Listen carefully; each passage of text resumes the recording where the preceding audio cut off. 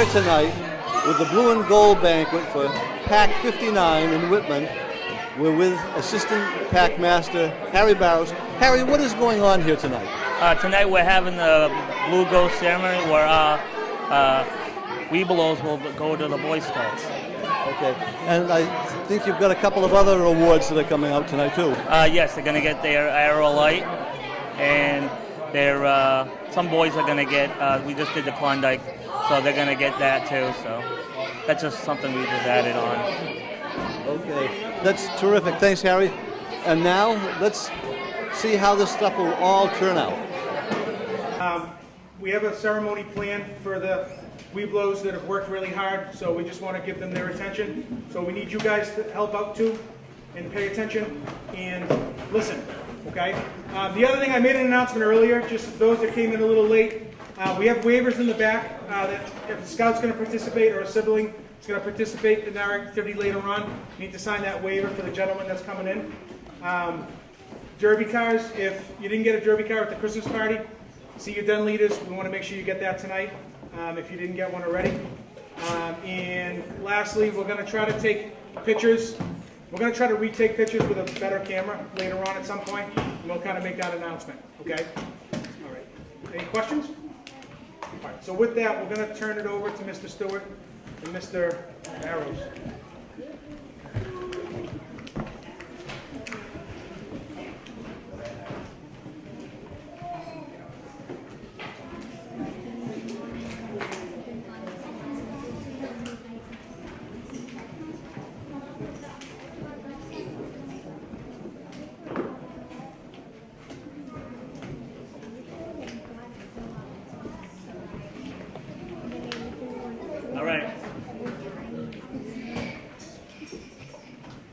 All right, I'd like everyone to stand for a pledge of allegiance. Flag over here. Ready? Pledge of allegiance. To the flag of the United States of America and to the republic for which it stands, one nation, under God, indivisible, with liberty and justice for all. Take a seat, please.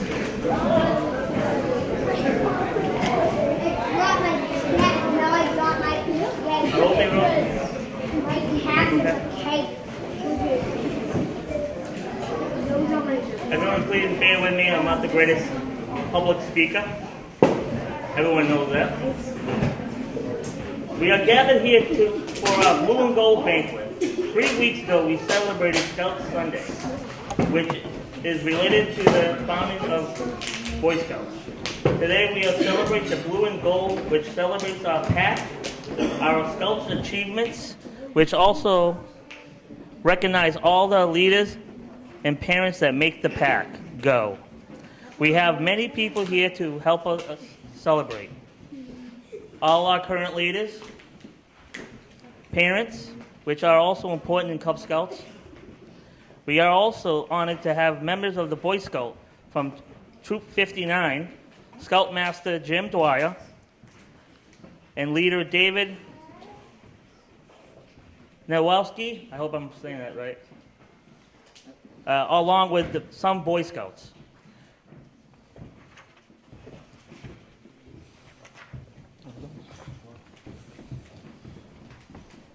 At this point, we'd like to invite the following boys on stage for the presentation of the Hour of Light. Tommy Stewart. Devin Smith. Wesley Unis. And Derek Bairos. These boys have worked hard for the past 5.5 years as they work through all the requirements with the pack and the community. They completed their Webelos rank last year and now have earned their Arrow of Light. This is the highest award in Cub Scouts, and we're proud of them. A few words. Don't get me teary now. Right now. Oh, here we go. Here goes the waterworks. Woo.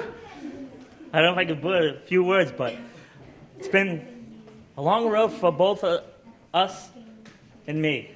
And I'll tell you right now, I enjoyed every bit of it, and I hope you guys did too. Okay? I'm already getting too emotional. Jeff, a few words. Boys, it's been awesome. It's been my pleasure to be with all of you. We're very proud of you. Your parents and the rest of the pack are proud of you. So we hope to all see you as Eagle Scouts.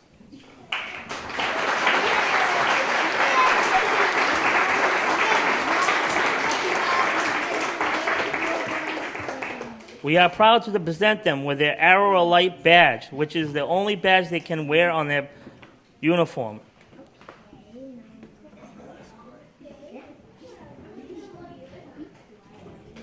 Yeah. Derek Bairos.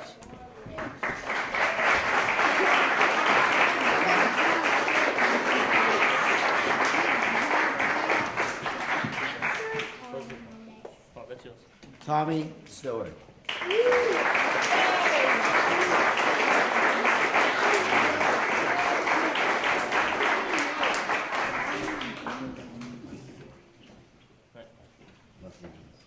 Wesley Eunice.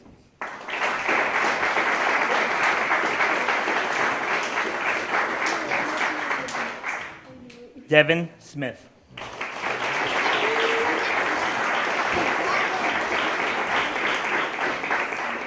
We would like to now present them with their plaques.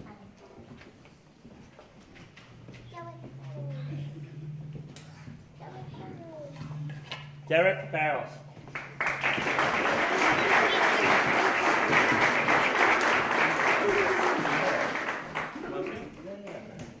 Tommy Stewart.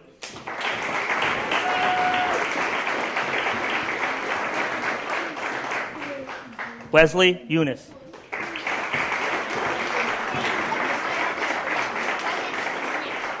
Devin Smith.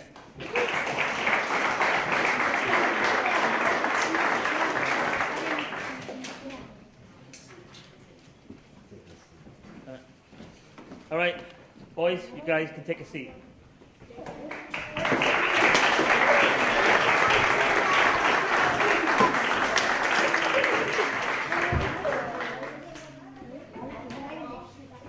At this point, we will turn it over to Mr. Dwyer and Mr. Naraki, and the members of Troop 59 for the boys that are now crossing over into Boy Scouts. We also ask the following. We are also asking the following boys to line up on the ramp with one of their parents.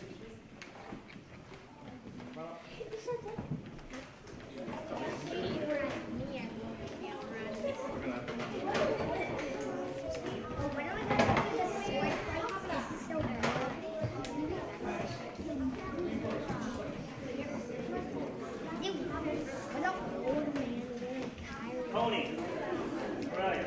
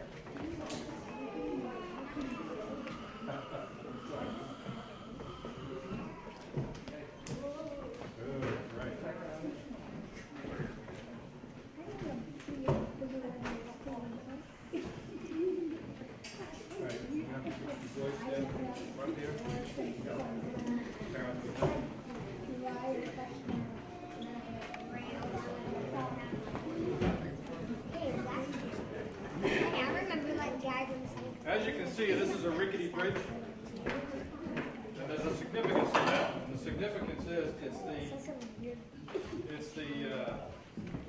signifies the crossing over between Cub Scouts and Boy Scouts.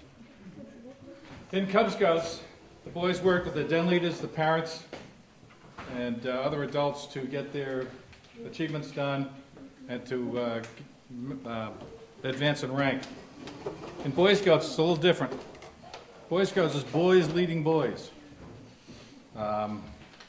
They're going to learn skills and stuff from the older boys, just as they had learned from the older boys when they were little. So during the program, you're going to learn. You're going to do some camping. You're going to do some hiking. You're going to learn how to tie knots. You're going to learn some first aid, etc., and so on. And the older boys are going to teach you how to do that. And at some point in time, when the next group comes up, you guys will be teaching them how to do that. All right? So I'd like to start off with having the parents remove the shoulder loops, please, from the boys. The blue ones signify Cub Scouts. The green or red ones indicate Boy Scouts.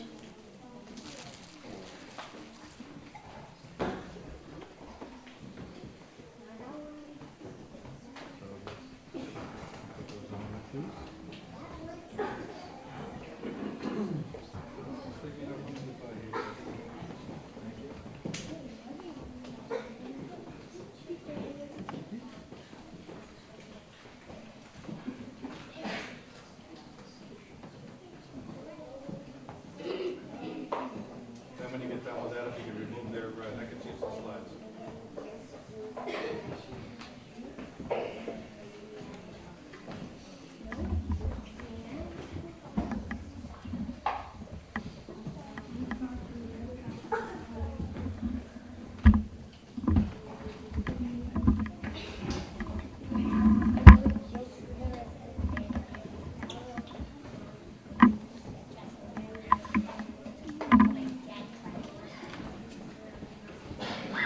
Oh, there go those Webelos neckerchiefs. Oh well.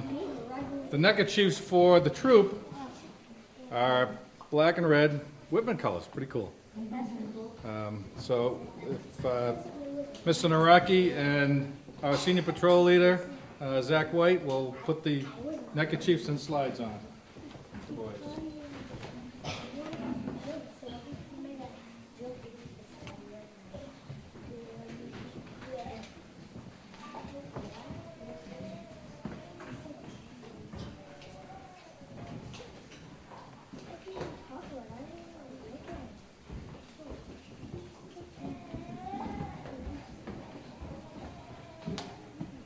One of the other things to take note is the only badge that can go on the Boy Scout uniform from Cub Scouts is the Arrow of Light.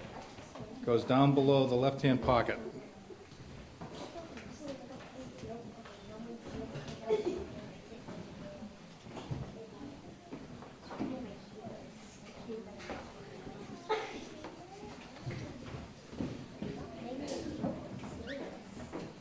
guys look like Boy Scouts already.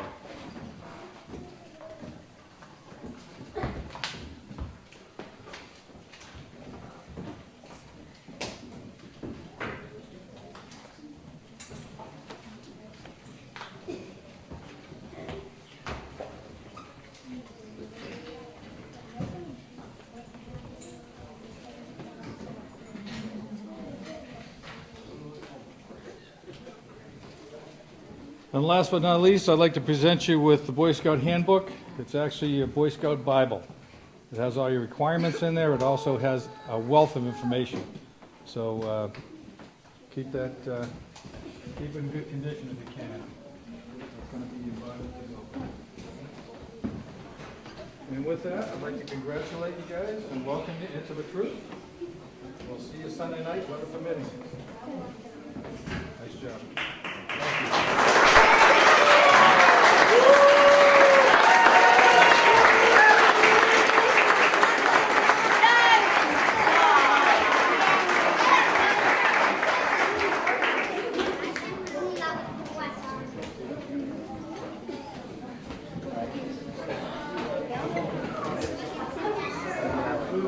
Everyone, please take a seat.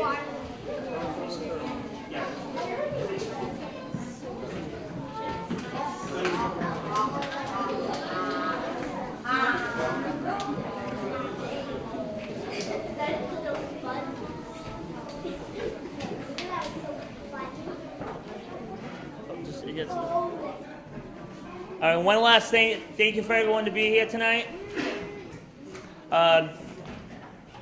While you guys are here, I just want to recognize some boys that we went to the Klondike. I want the boys to come up and pick up their patches. Okay. Derek Bairos,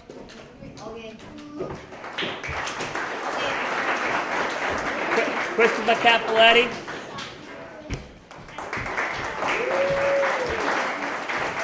Owen Toomey,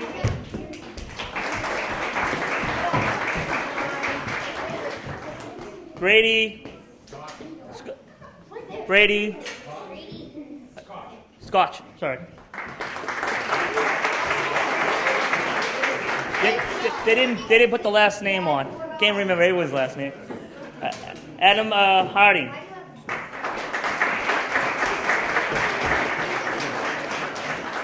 And Paul has a few words. Just really quick before the entertainment comes.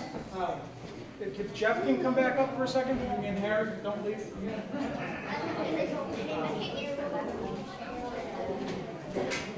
Just a couple quick words, and they don't know that we're going to talk, and I know they'll probably be embarrassed, but I just wanted to say, on a personal level, I consider both these guys really good friends. We've been doing this, guys. We've been doing this for I'm a little longer because my oldest is a little older than theirs, but they've been here for the last 5.5 years, and usually when you ask someone to be a leader, they look at you for 5 minutes, and there's a deer in the headlight look, and they don't say no right away, but they don't say yes right away. But both these guys jumped right in. So it's a lot of work. There's a lot of behind the scenes things that people don't see. 1 hour a week, remember. That's the biggest lie in scouting is 1 hour a week. So just from a personal standpoint, I just really wanted to thank both of them for all their hard work with the Webelos and in the pack. And I mean, with Harry, Jeff too. Anything we ever ask anybody to do, you know, they put their heart and soul into it. I know, especially Harry, he usually gets a phone call from me on usually a Thursday afternoon or a Friday morning, and you know, about the meeting coming up that night. And I'll throw about 50 things at him, and somehow he pulls it out. I don't know how he does it, but he does. So we just wanted to thank them. This is just a small gift that we got from the pack that we wanted to give to them, a walking stick for both these guys, and we really appreciate all their help.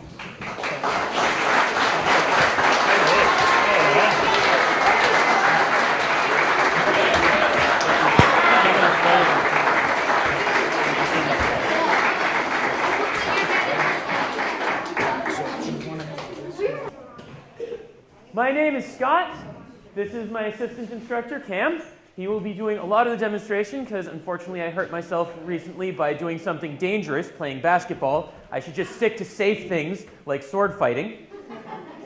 So, what we are going to be doing tonight is I am going to teach my students in front of me how to sword fight.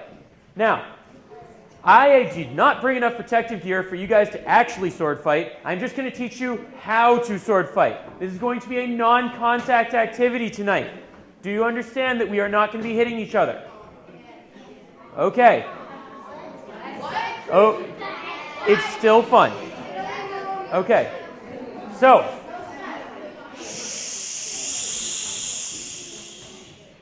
All right.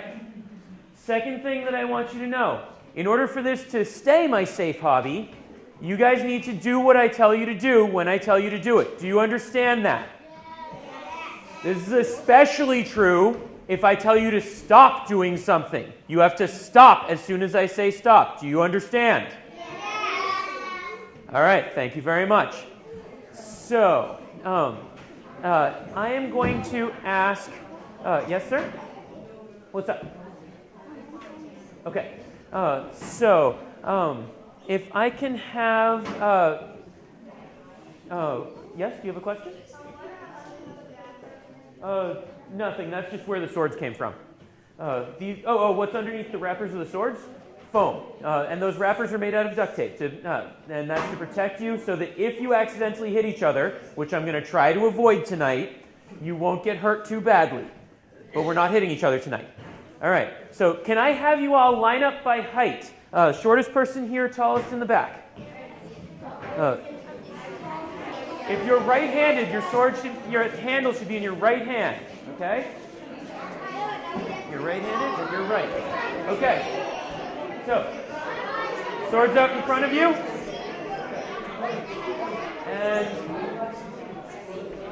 yeah, if you're left-handed, that's okay. You can be left-handed. You hold this part in your left hand then. Okay, are you left-handed? No, you're the left-handed? Okay, so you're like this. Okay, good. All right. So, everybody hold your sword out in front of you and place it on the ground for the moment. Okay? All right.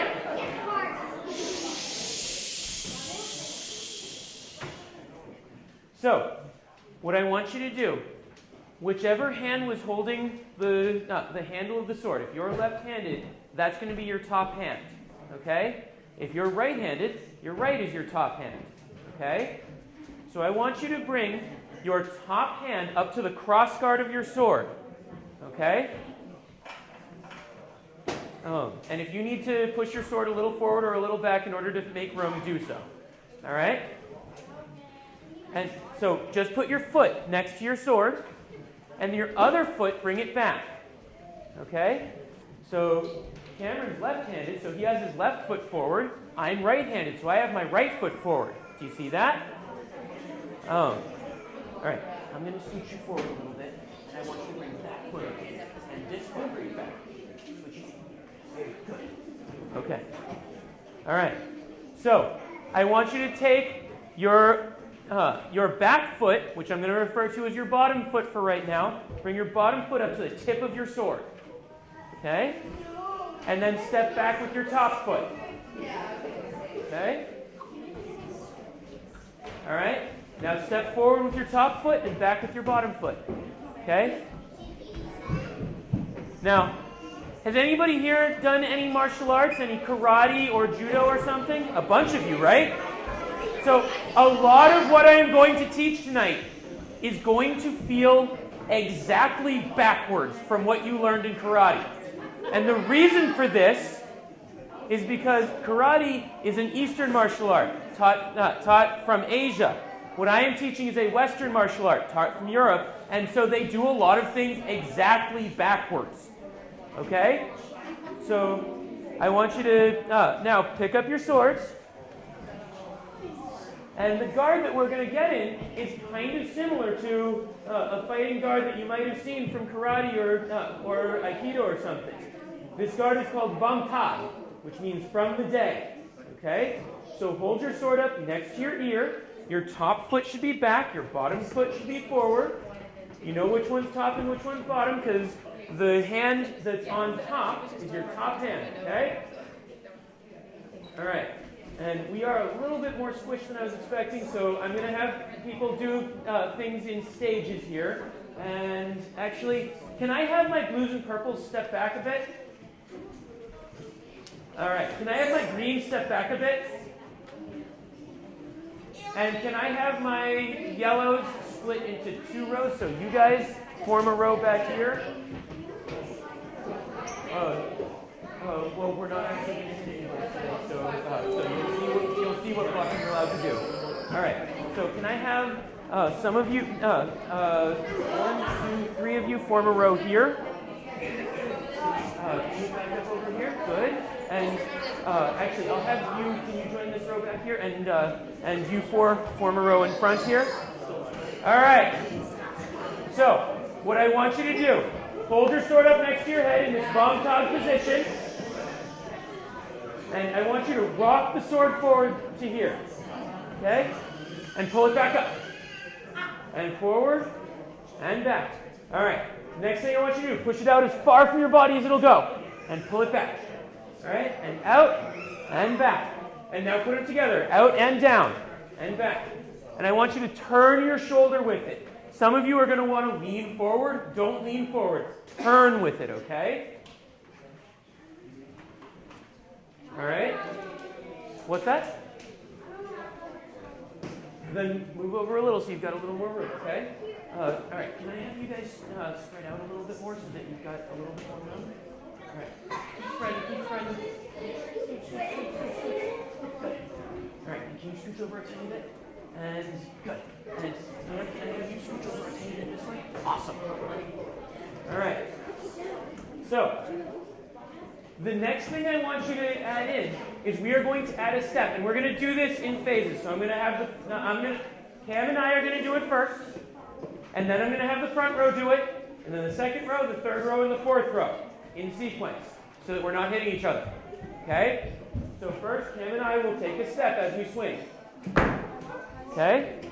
All right. Now the front row. No, the front row. So front row, swing and take a step. Boom. Love it. Second row, swing it and take a step. All right. And now my green row, swing and take a step. And then my blue and purple row, swing and take a step. All right. Now I need a volunteer for this next part. Okay, I saw your hand first. Come on up. Okay. I want you to throw that cut at me. Okay? If I do this wrong, you're going to hit me in the head, and I'm not going to like it. So don't worry, I won't do it wrong. Swing your sword at me, okay? Go ahead. Swing and take a step. Go ahead. How come you didn't hit me? Did you guys see that? He swung his sword, and he didn't hit me. How come you didn't hit me? Because of my sword. What did I do with my sword? I did. I threw the same cut you did. Go back to your spot, okay? So, this cut that I just showed you is a cut which also blocks. And this is a super important point about sword fighting. When you are in a sword fight, everything you do needs to keep you safe, because if you die in a sword fight, that's bad. Right? Are we in agreement on this? Dying bad? Yes? Okay. So, now that I have shown you an attack that also blocks, let me show you a block that opens your opponent up to attack. Okay? So, everybody put your top foot forward, bottom foot back, and hold your sword out in front of you. And now I want you to bring your sword back to your bottom hip, your back hip, with the tip pointed upward. Okay? You want to point the tip up and have your hands nice and low. And the reason for this is so that if somebody tries to cut you in all these squishy things here, your heart, your lungs, your intestines, you need those, right? If somebody tries to cut you there, they can't cut you because you're holding your sword in this defensive guard called flug or plow. And so if I try to hit you, you're safe. And wait a minute, where's his sword pointed? Where's the sword pointed? At me. Right into my face. Oh no! Go ahead. Ah! You stabbed me in the nose! Oh, I got boogers in the sword. All right. So, if I try to, if I cut you, you stab me, right? Go ahead, get in the car. I cut, you stab, right? I cut, you stab, right? Cut. Okay, let him attack, and then you block. And then. Okay. All right. Get into that guard. Switch your feet. There you go. So when I cut, you pull right there. All right. Lower your knees. I cut and pull. And. All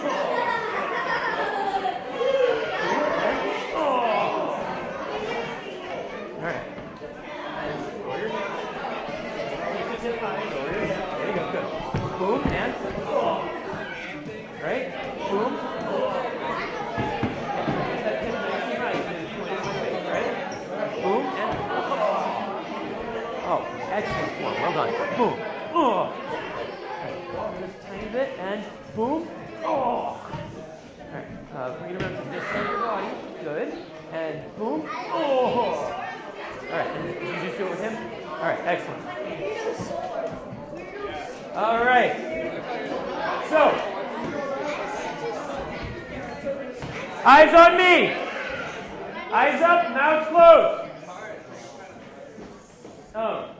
So, this protects these squishy things here, your heart, your lungs, your intestines. What's more important than your heart? There's only one thing. Raise your hand if you know it.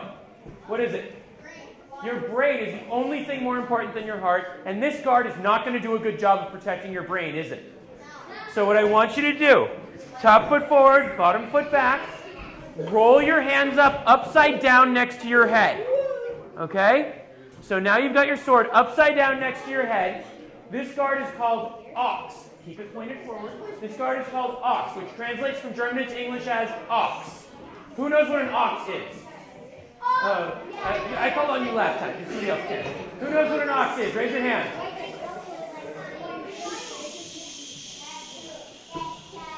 All right, well, I'll call on you again. What's an ox? What's that? It's kind of like a bow, and it's got a horn sticking out of its face that it could attack with. Well, you guys all have horns sticking out of your faces too now. And so, if we try to cut, where's your sword pointed in this ox position? Where's your sword pointed? At us, right? So go ahead and stab forward. Everybody, stab. All right, don't actually step forward and stab. Just stab where you are. All right. So just stab. Okay? All right. So, yeah, don't stab yourself. That's bad. So, what I have just shown you is the beginning of the art of defense with the longsword. So, did you guys learn something today? No! No? I'm sorry to hear that. Did you have fun at least? Okay. Do you have any questions for me before I invite the big kids up?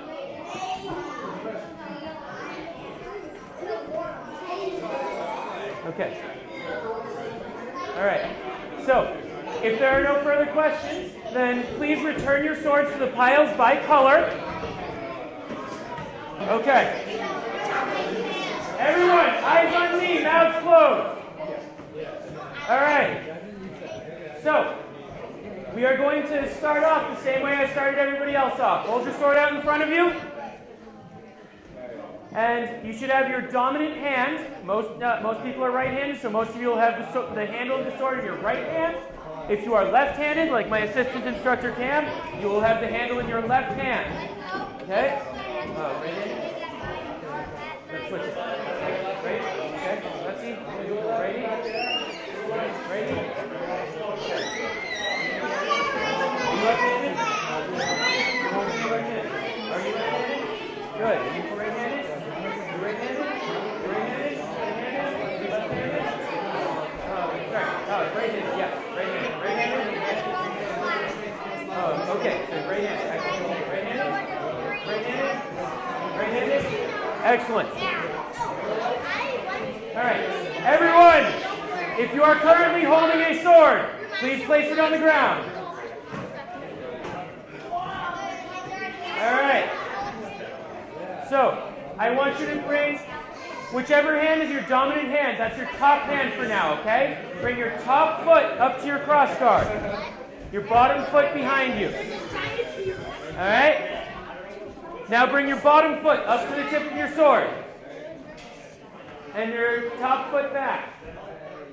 Okay? Stand up straight. Maintain a good posture. The Italian sword master, Fiore dei Libri, once described the posture you should have as a tower upon an elephant's back, and not the Leaning Tower of Pisa. All right, so bring your top foot forward and your bottom foot back. I haven't. It's on my to-do list. All right, bottom foot forward, top foot back. And just practice that forward a little bit. Going back and forth. Okay?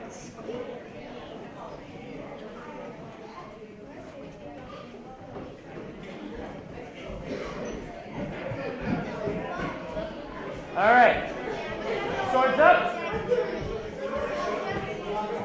And adopt the guard on top. Top foot back, bottom foot forward. So if you are right-handed, your right foot going back.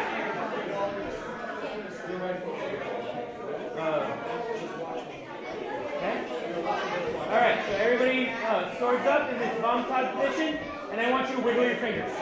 Show me that you have a nice loose grip by wiggling your fingers while keeping the sword upright. Okay?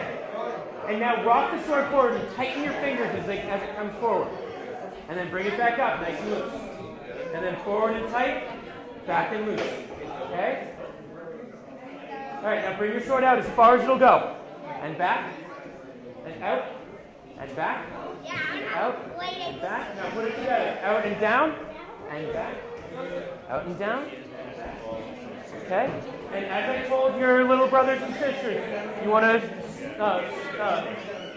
you aren't hitting each other, so if you are directly behind somebody, scooch over a little so you don't accidentally hit them. And turn your shoulder into the motion. And if you turn your shoulder enough, your hip will start to move. You feel your hip moving? Do you feel that? And if you turn your hip enough, your foot will start to come off the ground. Do you feel your back foot moving? Do you feel that? Okay, guys, if you are directly in front of or behind somebody, then move so that you are not. Don't hit, we are not hitting people during this activity. Okay? All right. So, everybody stop for 1 sec. We're going to do this by rows. First, Cam and I will do it. Then the green row will do it. Then the row of blue shirts will do it. Then the row of gray shirts will do it. Okay? So, first Cam and I. Take a step as we swing. All right. Green sword. Swing and take a step. All right. Blue and purple with blue shirts. Swing and take a step. All right. Blue and purple with gray shirts. Take a step. Excellent. All right. I need a volunteer. All right. So you're in first. All right. So you're right-handed. Can that cut at me? Why didn't you hit me? Because I used the same move, and this move will keep you safe. Now, one thing. Do you think you're stronger than me? What do you think, guys? Is he stronger than me? Yeah, you think he's stronger than me? Well, let's find out. All right. Get into this guard, this flug guard, okay? And just hold your sword where it is. Don't move it. Let it keep it pointed at my face. Stand up straight. And just hold your sword where it is. I'm just going to push on his sword. Let's see if he's stronger than me. I'm just going to push on his sword. I couldn't move your sword. All right, go back to your spot. Why couldn't I move his sword? Yeah, what do you think? Something about a really far position? Is there a good science word for why I couldn't move his sword? Is that? Oh no, I wasn't faking. I was pushing as hard as I could, and I could not move his sword. Does anybody know the good science word? And Archimedes would totally agree with you. What was Archimedes famous for? What science word makes you stronger closer to the fulcrum? Say it loud. What was it? I think I hear it, but I can't hear you. What? Not gravity. No. Anybody think you know? Do you think you know?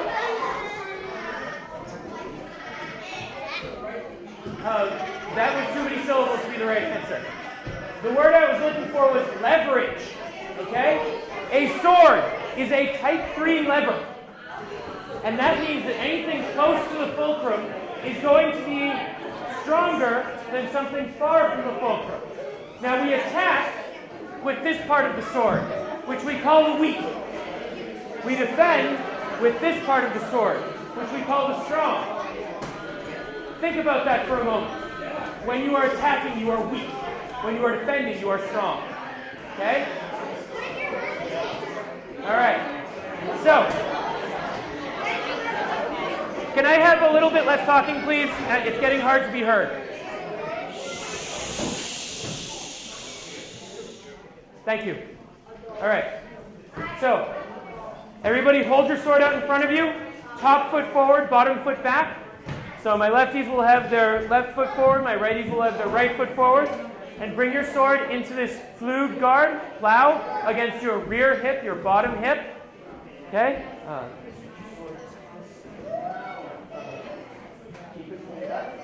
right. And this is called flug, which protects your guts. And then after you've blocked me, what can you do? Oh, no, much more effective.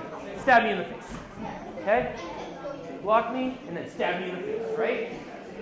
Block and stab.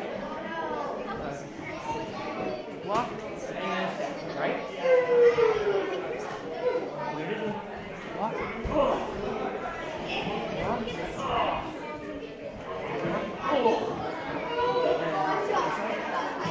No, bring this over here. Bring your sword over here. There. Now it's going to protect you. Boom and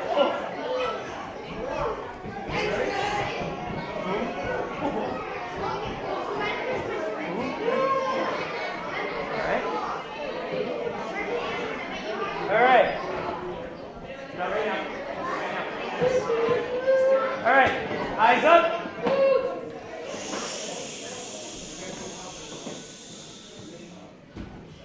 All right. So that protects these things.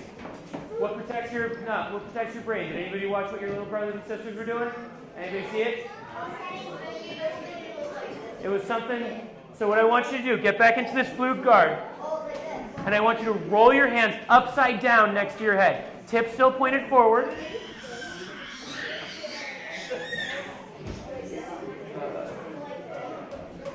Yes. Yes, there we go. All right.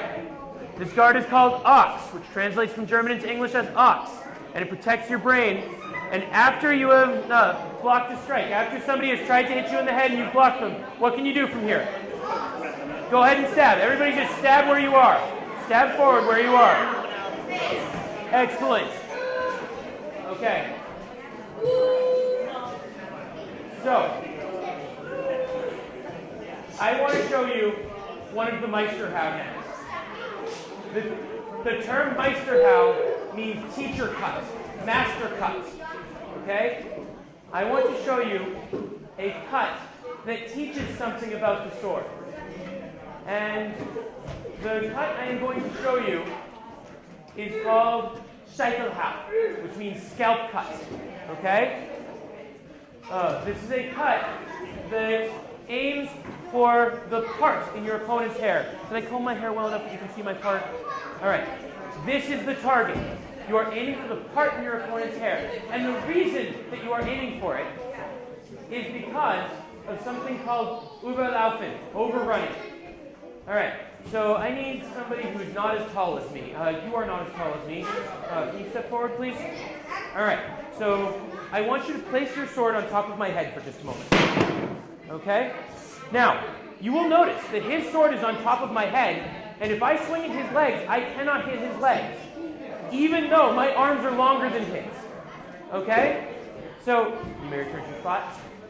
This principle allows you to protect yourself using distance while still hitting your opponent in the head. So what I want you all to do, everyone please, bottom foot forward, top foot back, sword up over your head. Okay? And what I want you to do, I want you to take a step back and swing straight down. Okay?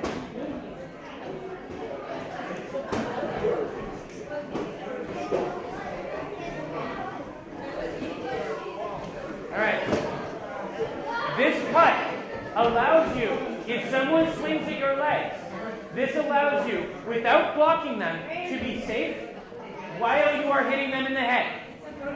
And let me tell you something about sword fighting. The best way to end a sword fight, to make someone stop trying to hurt you with a sword, is to cause massive central nervous system damage. Do you know what the central nervous system is? It's your brain and your spine. So if you hit somebody in the head, it is more likely to end the fight than if you hit them in the arm.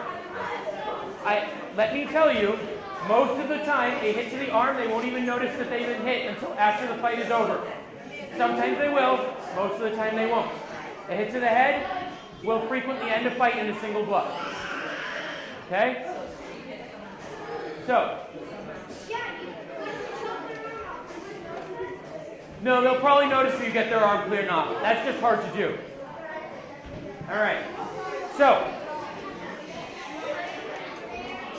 alright. The next thing I'm going to show you is I'm going to show you one more Meisterhau, and this one's kind of hard to do, so a lot of people are going to struggle with this, okay? So, back in your rows, please. Back in your rows, please. And everybody, into Banque, sword up next to your head, on your top side, top foot back, bottom foot forward. And what I want you to do, this cut is called Schuhau, or squint cut. We don't know why it's called squint cut. It doesn't really make sense. But occasionally the ancient manuals will tell us he squints at him and hits him in the head. And so that is what I'm going to show you how to do. So we already know how to throw a normal cut from above. This time, when we swing, we are going to turn our hands backwards and swing with the back of the sword. This is a cut that does not show up in the Eastern traditions because the backs of their swords tend to be blunt. In the Western traditions, the backs of the swords tend to be sharp. Now, the advantage of this cut is that sometimes you can find your way under your opponent's cut. So, can I have a volunteer to help me? I saw your hand. Come on up, sir. Yep, come on up. All right. I want you to throw the basic cut from the beginning, and I'm going to show you how this works, okay? All right. So he is going to throw the basic cut that I showed you at the very beginning, and I am going to throw this cut. The reason I'm the one doing the Meisterhau right now is because I trust me not to give him a concussion, and I don't trust him not to give me a concussion. Okay? All right. So swing the basic cut, okay? Go ahead. All right. So you will notice that until he moved his head out of the way, because apparently he is Barry Allen the Flash, until he moved his head out of the way, I was putting my sword on his head while also blocking him. Okay? You may return to your spot. This is something you can do with a two-handed sword that is very hard to do with a one-handed sword, is you can attack and block at the same time. Alright? So, I have just shown you guys the beginning of the art of the sword. Did you guys learn something tonight? Yeah! Did you have some fun? Yeah! Do you have questions for me? No! All right. So, I think we can do a little bit of bite sparring. All right. So we are going to put on a little bit of a show for you. Everybody, please return your swords to their piles by color. I'm going to grab one the same color as Sam's sword. And we're going to do something that my doctor told me I'm totally not allowed to do. Because it's fun.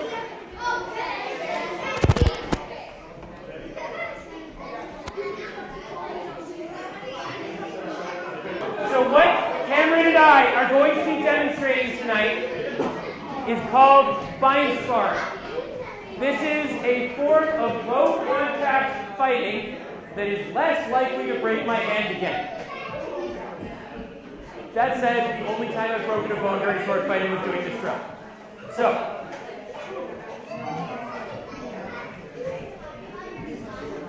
oh, you got me. Pause. So, what are we doing? I heard fencing, and that's actually not inaccurate.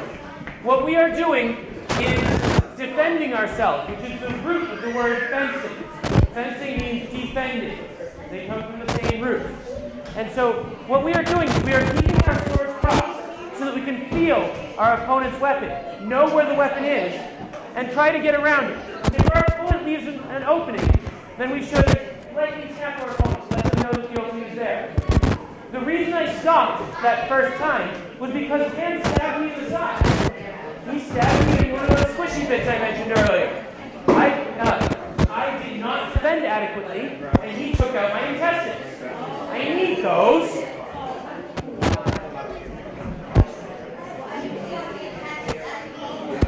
Exactly.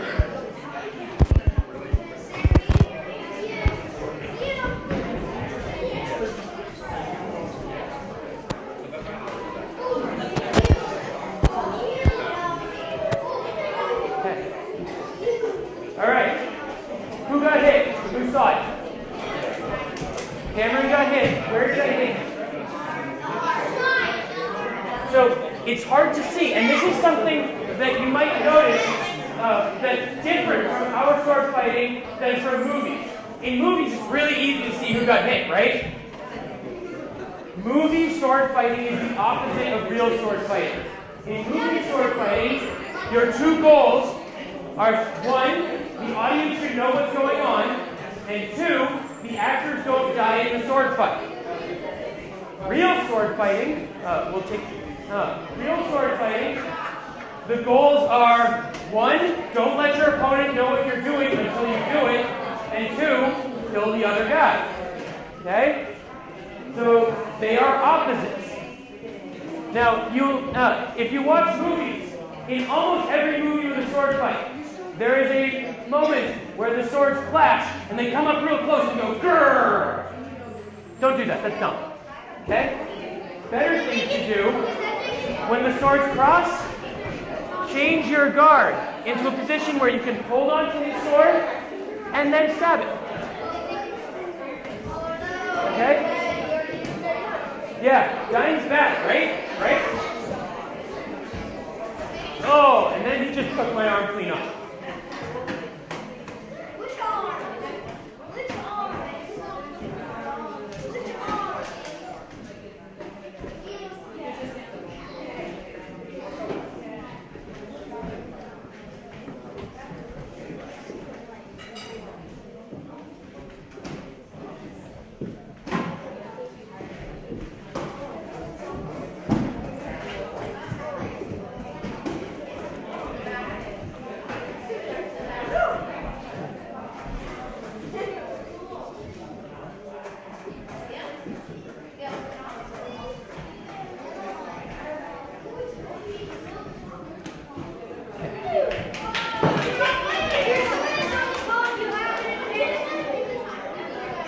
That's mostly true.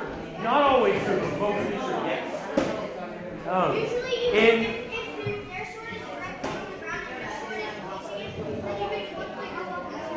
That is absolutely true. That's also true. So there is a passage in Master Lichtenauer's verse that says, "He who defends above shall be shamed below." So if I'm defending up here, Cameron can just cut me below, and it happens. Or vice versa. Yeah. However, in the oldest fighting manual that we have, Manuscript 133, the Tower Effect book, which is about 800 years old, it tells us that you should always try to have your sword above your opponent's sword in the bind, as whoever just made that comment was saying. And now he's gone. All right.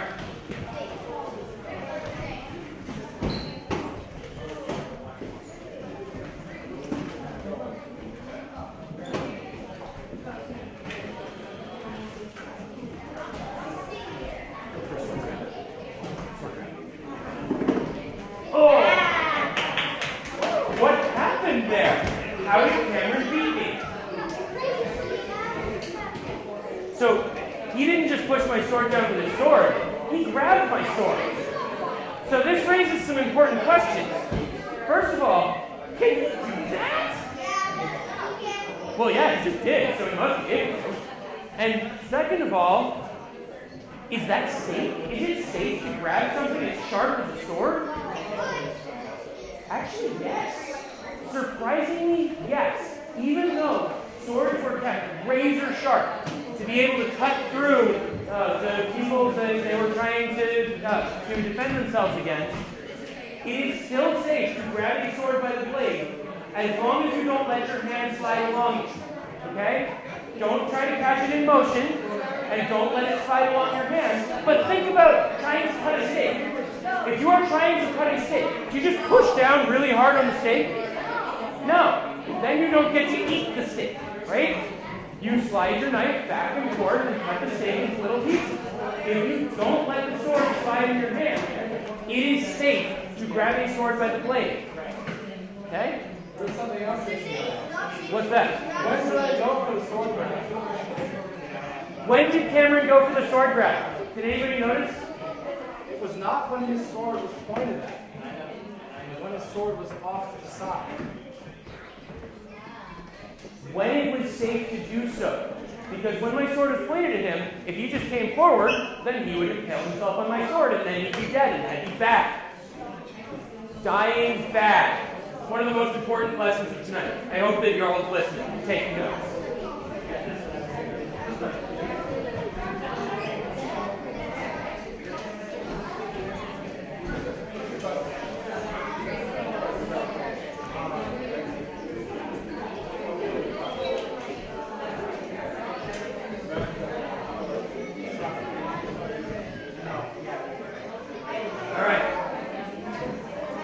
That was one of the more visible ones. It's frequently not that visible. Yeah. My favorite match that I've ever had was an exhibition match a few years ago. My friend Josh and I were sword fighting, and he got me into a headlock. And while I was in the headlock, I was stabbing him in the side while holding his sword. Now, he thought he was winning. But the audience thought it was funny that my sword was bending so much into his side.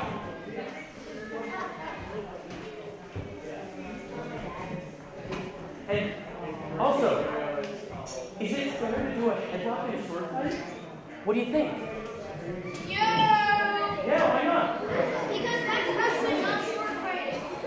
And you know what? Wrestling is part of sword fighting. Yes, it is.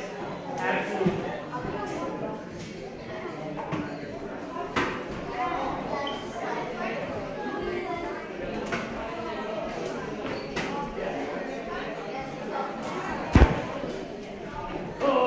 Got me right in the face.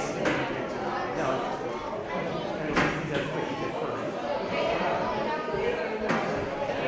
And it was a nice soft close. Well,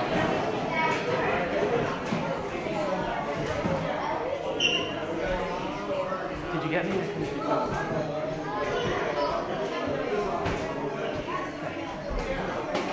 I couldn't tell if it was off or it was just barely on. It was my kid, and I wasn't sure about it.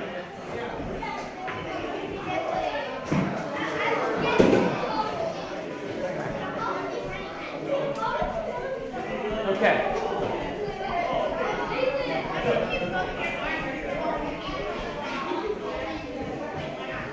So most of what I do is actually two-handed sword fighting, so that's not a problem. Well, that's because my kid.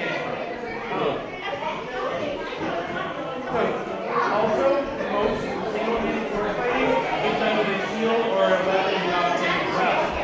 And those shields heavy, way heavy.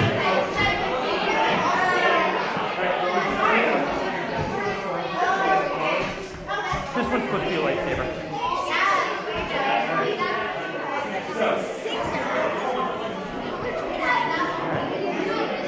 Let's have one more bout. And then I think we'll call it for the night. You guys have a good time tonight? Yeah! Yeah! Woo! He thought it was a rock sword. He thought I was a rock sword, but I didn't rock sword.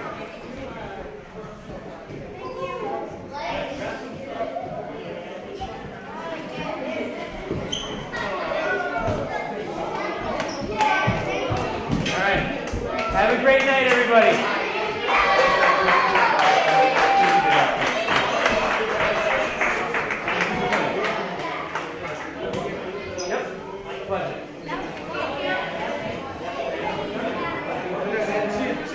See you, Tristan.